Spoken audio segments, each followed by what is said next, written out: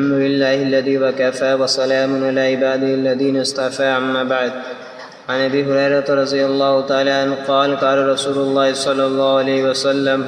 إياكم والظن فإن الظن أكذب الحديث. حضرت ابو ہریرہ رضی اللہ تعالی عنہ سے مروی ہے کہ اللہ کے رسول صلی اللہ علیہ وسلم نے ارشاد فرمایا، بدگمانی سے بچو کیونکہ بدگمانی سب سے بڑا جھوٹ ہے۔ بدگمانی ایک قسم کا جھوٹا وہم ہے۔ جو شخص اس بیماری میں مبتلا ہو اس کا حال یہ ہوتا ہے کہ جس کسی سے اس کا ذرا سا اختلاف ہو اس کے ہر کام میں اس کو بدنیتی معلوم ہوتی ہے، پھر محض اسی وہم اور بدگمانی کی وجہ سے وہ اس کی طرف بہت سی فرضی باتیں منسوب کرنے لگتا ہے، پھر اس کا قدرتی طور پر بظاہری برتاؤ پر بھی اثر پڑتا ہے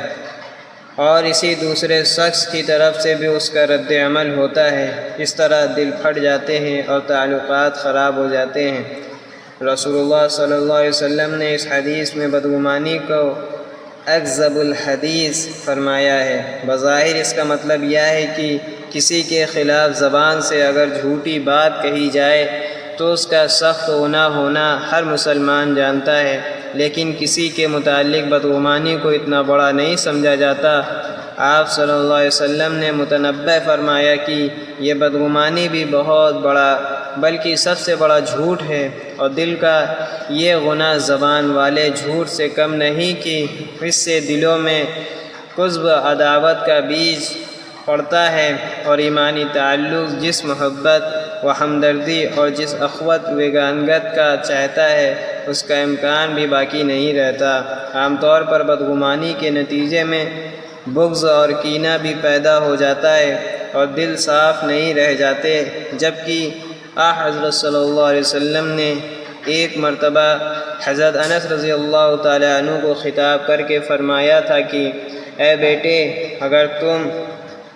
کر سکو کہ صبح و شام اس حال میں کرو کہ تمہارے دل میں کسی کے لیے میل نہ ہو تو ایسا کر لو، اس لیے کہ یہ میری سنت ہے، اور جو میری سنت کو پسند کرتا ہے وہ مجھ سے محبت کرتا ہے، اور جس نے مجھ سے محبت کی وہ جنت میں میرے ساتھ ہوگا۔ کتنی بڑی بشارت ہے ان لوگوں کے لیے جو ہر طرح کی بدگمانی اور کینہ اور کپٹ سے اپنے دلوں کو پاک رکھتے ہیں۔ غیبت کے نتیجے میں بھی بدگمانیاں پیدا ہوتی ہیں، اس لیے غیبت کرنا بھی گناہ ہے اور غیبت سننا بھی گناہ ہے۔ آخری درجے کی بات یہ ہے کہ ایک مرتبہ کسی نے حضور صلی اللہ علیہ وسلم کے سامنے کسی کی برائی بیان کی تو آپ نے منع فرمایا اور فرمایا کہ میں